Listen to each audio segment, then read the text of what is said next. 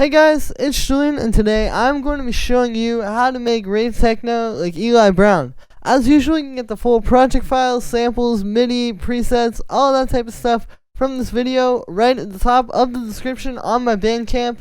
And if you're patient on my Patreon, check there because it's already available. And yeah, let's dive in. We're on 128 BPM. The first sound is this kick.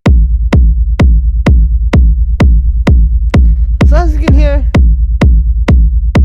this is just your standard sort of big boomy rumble kick. What's happening here is you can see it's a pretty simple chain. So it starts with the kick sample here. We just have this like big punchy, really fat kick like this. If I turn the rumble off, you can hear the kick is almost like a little bit, like it's not entirely the type of kick I feel like I would choose just by default. It's a bit softer and a bit more round, but it just hits really hard. Like it's really powerful in the low end. And it has that right level of like the real punch to it. So that's sort of what you want to look for this style rather than, just some super like clicky sort of kick. But yeah, so I've got that going through this utility here. This is just to convert it to mono because sometimes, when you're layering together different kick samples and stuff, you can end up with some weird stereo stuff happening. You look at this waveform, you can see it's actually like a little bit wide, so I just converted it to mono really quick, and it's good. And then after that, we have the rumble. So this is the easiest way that I've found to make one of these sort of simple rumble kicks like this. What this is it's two chains inside of this audio effect rack. We have a dry chain, and then we have this chain, which is just the rumble. So then you just layer those together. And there you go. So the way we're making the rumble here is it starts with this delay. So this is just going like this. You can hear we're just doing that. It's on 16th notes. And then it goes into this bass amp here, which is a new technique. I've never done this before. But bass amps usually work best, I think, for these rumbles I'm finding actually. And you can hear what that's doing is it's kind of, it's bringing out the delay, but what it's really doing is emphasizing that low end and really making it just like bringing out that big, fat, rumbling low end. And then after that, we just take a low pass filter. And there we go. Now we're getting just the rumble. And then after that, we just add on this compressor just to side chain it to the main kick. So now it's kind of bouncing up off of the kick. And then I have an EQ as well just to cut out a little bit of space and boost the lows to make a little bit more room for the kick. And then we layer it with the dry chain. And there we go. We have a bass line. So yeah, it's a really simple way to create a rumble like this using this audio effect rack. Then after that, I just put it through a bit of drum bus. So then the last thing to this technique that's really important that actually I think people miss a lot of times is that you have to process it after the rumble. Like you have to process, so you have your dry kick and then you have your rumble playing side by side. But if I just play those without the drum bus, you hear how like it doesn't quite stand up. So you have to do something like this, some kind of saturation to just kind of like glue the rumble and the kick punch together. And yeah, so I've got this, I have this on the hard setting here, which actually has a little bit of limiting as well. And I've definitely seen people do that. Like if you want, you can even just do like maybe a saturator and then add a limiter on and add like 3 or 4 dB of gain or 5 dB or 6 even maybe sometimes. And some people may not like that idea, but what that's going to do is it's going to kind of just help to push the rumble and the kick closer together. That's why I like this setting, is because it's doing that a little bit inside of the drum bus. And then that limiting, or I guess essentially it would be the compression that you're getting from the limiting, is going to kind of push the rumble and the kick closer together. And that's one of the main things, like, if I turn this off, that's like one of the big things I'm hearing is that they don't really like feel like they're together. But then when you turn this on,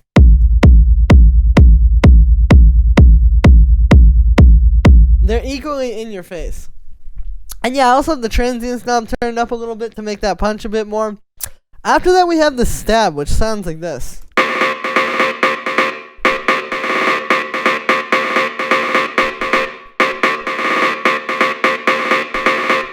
So here's the MIDI for this. This is just like this Rave Stab sample that I've got inside of a sampler here. Here's the MIDI though. The MIDI is really where this gets exciting. You can see there's all these little well, for one, I'm playing with the velocities, so you get kind of an interesting pattern because you're getting these little, like, you know, kind of da-da, sort of like one note being quieter and then the next note being louder. But also, I'm using 30-second notes here. So if you look at, like, these kind of, like, little small rolls here, little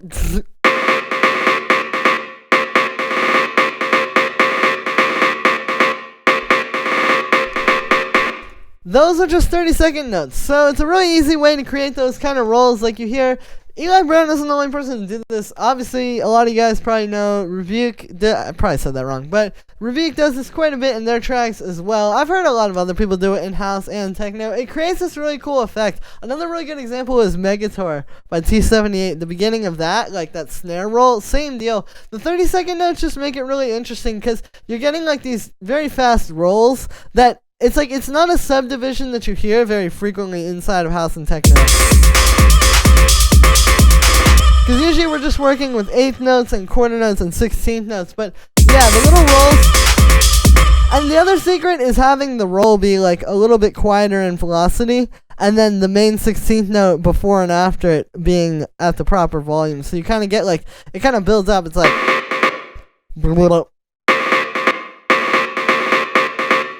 Yeah, that's what brings it to life. If you just do the rolls, it's not going to feel as exciting. But if you have these little. Where it builds up like that in velocity, again, it's just going to make the whole thing feel a lot more animated and a lot more alive. And then for the sound with this one, it's mostly just about the type of stab that you choose. Like, you wouldn't want one of those, you know, like the Landlord stab or like T99 stab or like all that kind of stuff. You want something like this that's more like monophonic, so it's just one note. It's not like a chord stab. And maybe it's tuned a little bit lower as well, because that's going to fit really well with everything that's going on in the track. And then for effects on this one, it's pretty straightforward. We just have a bit of reverb. You can see this is really short. I've got the size and the decay time down. So yeah, it's just giving it that quick, you know, resonant, like, round type of reverb. You really don't want a whole lot because then it's going to take away from the rolls, but if you just do a little bit like this, it's going to make it nice. And if I turn this off, you can hear it just doesn't fit as well. Like, it just feels like it's kind of out of place, but when you turn this on,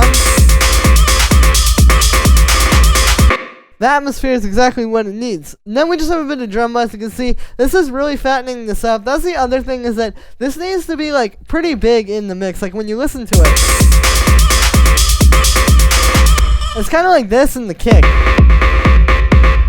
on the loudest things, and that's what you really want to go for. And the drum bass is helping with that because it's just making it like this big, hard-hitting stab that's going to mix really well into the track. And then finally, we just have a high pass right there. Let's cut out the lows. Here's without it, you can hear there's like a sort of happening that would get in the way of the kick. And that's it for the stab. Then we have this little vocal sample. So this is just this little vocal chop that I have. I'll play it for you.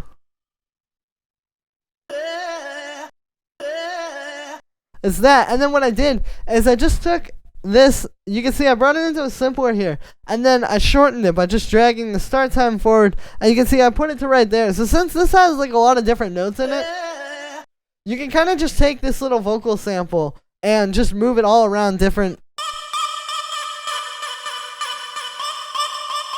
you know, and create a million different types of vocal chops that way. But I've set this one here. It's in key with the stab. And then what's happening is, I'll turn off this echo here. So we have a really wet echo. You can see it's at 97%. Here is without that. So it's just doing that little brown, brown, brown, brown, brown, brown, like that. But then what's happening is we're putting it through this dotted 8th note ping pong delay, and then also a bunch of reverb turned up on that. And then you can see, so yeah, the dry wet is at 97%, so then we turn that on. And it creates really more just like an atmosphere, rather than like this vocal stab that you can really just hear going through the whole thing. But it fits really well into the track. And what's happening now is we have an atmosphere sound where it's not just, it'd be really easy to take this and just make like a long vocal reverb pad. We can maybe put a bunch of reverb on, or, maybe just loop a short part of it and just have it go over top of everything. But this way we have something that's rhythmic. Because the delay is such a big part of the sound, listen to how much more exciting this is than if it was just like a long held out note. And it's creating a lot of like I almost want to call it rhythmic atmosphere, but that's the thing, is that this isn't just like, again, we could say let's make a vocal pad, but this way, this is serving the track rather than just serving the purpose of making like a cool vocal. So yeah, and then we have a bit of drum bass on that just to make it a bit stronger. That also brings out those echoes and kind of makes them have a bit more impact. And then finally, I just have a high pass filter. And that's it for the vocal. And then the next thing here is the percussion. So we start with this open hi-hat. This is just your standard techno open hi-hat. Kind of like a 909 style of hi-hat. You can see I pitched this down a little bit. It's very low tuned. That's the main thing about this one, is just where it's fitting into the mix. It's a lot more like in the mid-range. It's kind of more aiming for instead of. And it's just like very fat and sits on top of the mix nicely.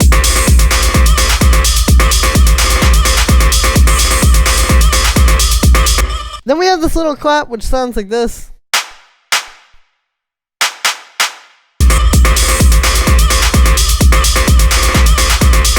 This is just kind of adding a little bit of like a background rhythm, because what's happening here is if we didn't have this like this in this next layer, I'm going to show you these extra hi-hats. If it's just these two hi-hats, it feels a little bit flat, but this clap here,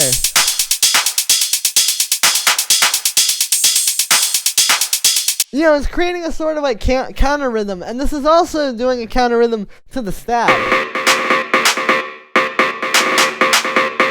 The stab hits on pretty much every single count where this clap is hitting as well, save for this one.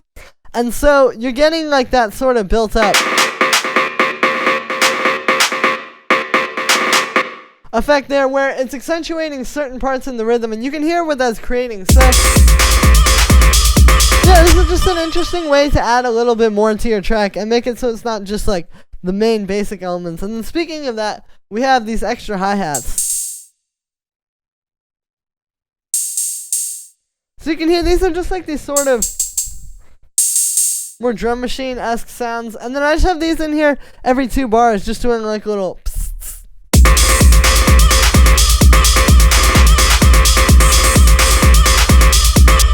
Just like a little sort of extra stuff here. This is kind of similar to, like, if you guys are familiar with like the Love Regenerator tracks. Also did a collab with Eli Brown, but he was doing a lot of similar stuff in there too, where like you just have this little hi-hat every 2 bars or so, and it's just like the clap, it's just a subtle thing that's really easy to do as well, that a lot of people just kind of overlook, that adds a lot of interestingness to the beat, because now you're just getting this little sort of like blast of high end.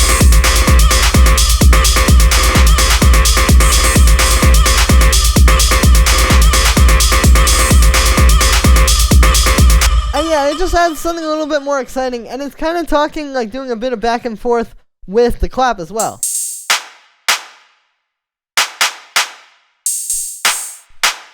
It's kind of like, that's how I think of it, is like the call and response that's going on there as well. And then the last percussion layer we have here is just this little closed hi-hat.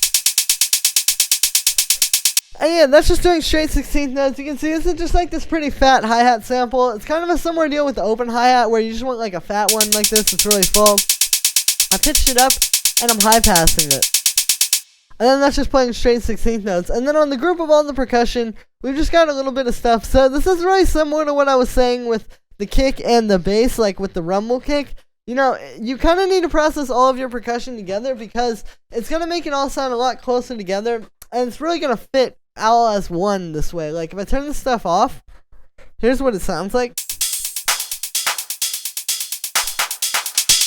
And then with it. So you can hear everything becomes a bit louder, a bit fuller sounding, and it all fits into like a closer space together. A lot of people ask like, how do you make your percussion sound like it all kind of fits together and like it's all in the same space? And that's a good question. You know, when I was first starting, like I had that problem a lot too. Like you listen to a track and it sounds like all the drum sounds are from the same family and like they all kind of fit together in the same world. And the truth is that it's honestly like more about the processing that you're just putting on the group that's going to create that effect. So yeah, the first thing we have here is this reverb. Here's without it. And then with it. So this is the first little detail that's doing what I was just talking about. This is just adding a really small amount of space to every sound at once. It's on 8%. You really don't want a whole lot with this or else it's going to get too crazy. But on 8%, it's not taking over the mix too much. And now everything is kind of coming out of the same room because it's all getting the same amount of space and atmosphere from the reverb.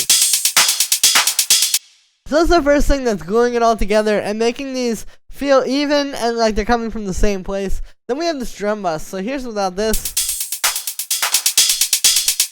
And with it. So this is the thing that's really making everything hit hard and feel really full. So it's going to hold up with other tracks in the style.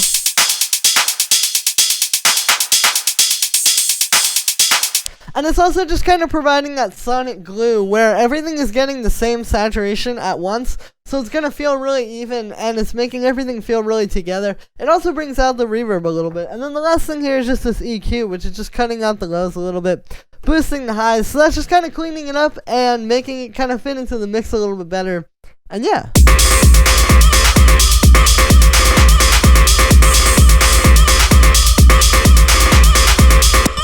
Nice one. Yeah, so that is it for this one, guys. I hope you enjoyed. As always, make sure to like this video as well as subscribe. And let me know what you think of this video in the comments.